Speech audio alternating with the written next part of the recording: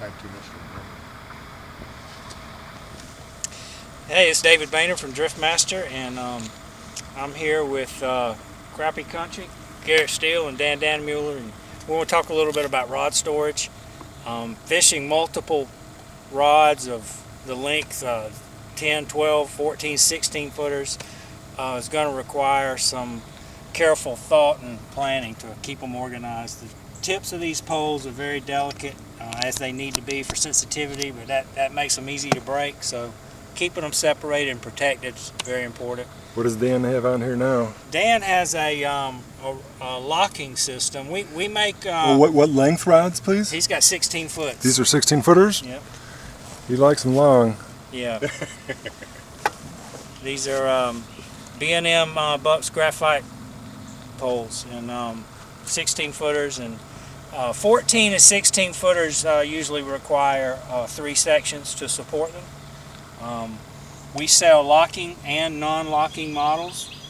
Both of them are very popular, and typically they come with 2 sections, but if somebody has 14 or 16 foot poles and wants a 3rd section, that's not an issue.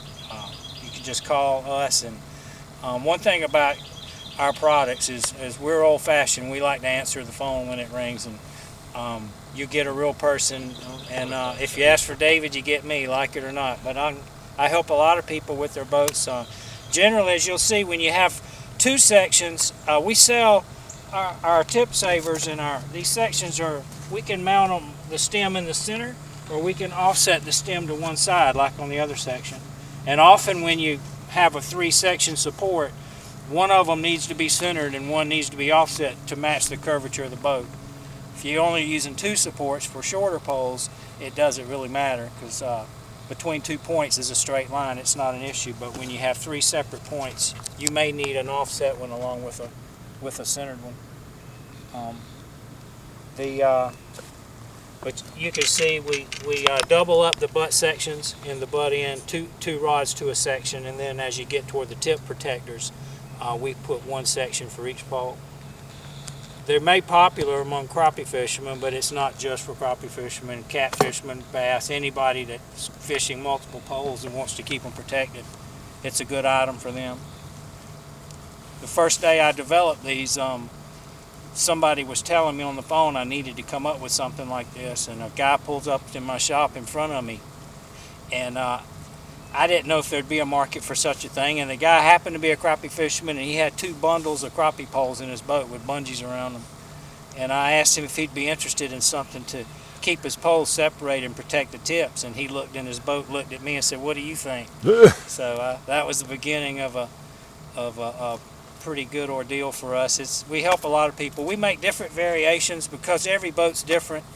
There's different deck heights, and we can make 1 section long, 1 section short, 1 section offset. We have some standard heights. 4 and 8 inches tall are our standard heights, but I've done them in every configuration you could imagine. I've done double deckers where there's 8 rods on top of 8 rods, 4 rods on top of 4 rods. So you can pretty much customize anything to fit, right? Yeah, if you're going to fish multiple poles, especially in a smaller boat. We've done them for kayaks and canoes. The smaller the boat, actually, the more important it is to keep your poles organized and protected. But I raised 2 boys and replaced a lot of broken rod tips, so I know. I bet so.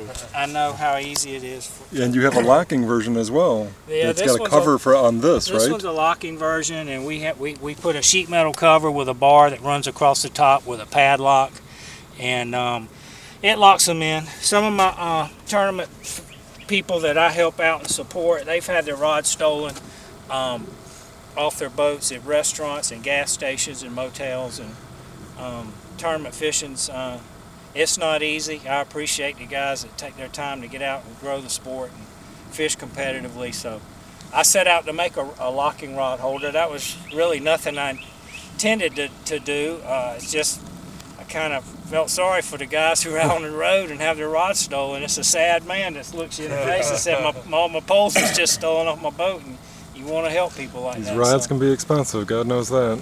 Yeah. So anyway, it was a difficult thing to design because you don't want something too obtrusive. You know, the safe bet for a rod box is just put a giant 16-foot metal box on your boat. But that's not practical. So we had to try and protect the rods and yet keep it practical and not obtrusive, you know, and where it would fit in with your scheme of your boat and your layout. This one right here, we built a frame to support the reels. It would have been pretty easy just to put a rod across and lock the rods down, but if somebody unscrews your reel seats and takes the reel off, the rod will just slide out. So I wanted to protect the reels as best I could, and with the cover over here, the reel seats are very difficult to get to. You would almost need help and a lot of time, and generally if you're designing security items, if you'll just make it difficult for a thief, oftentimes you'll win the battle, because the way I see it, if they weren't lazy, they'd get a job. So It's like having a dog at home. They'll go next door. If they hear your dog barking, they'll go rob the house next door instead, right? I'm not saying you can't steal it. I'm going to make you work for it. That's what I'm saying. Bring a sweat rag because you're going to work a little bit. That's cool. Very cool. Well, if you have Thank you very much, David. any information about it, call us. Go to driftmaster.com. Or Ask for David. Ask for David.